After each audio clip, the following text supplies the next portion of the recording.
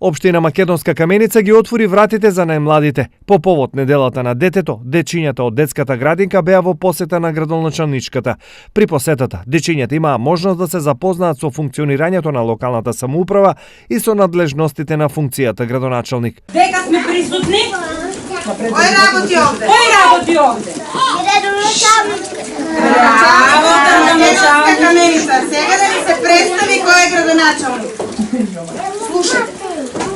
Општина Македонска Каменица, започнувајќи од нова година, е една од ретките општини во државата која на дечињата од предшколска возраст им овозможува бесплатен превоз до детската градинка и назад до своите домови во приградските населби и селски средини. Неделата на детето го прославува правото на децата да уживаат во своето детство, а представува и можност децата да ги демонстрираат своите таленти, вештини и способности, како што беше случајот и во Македонска Каменица.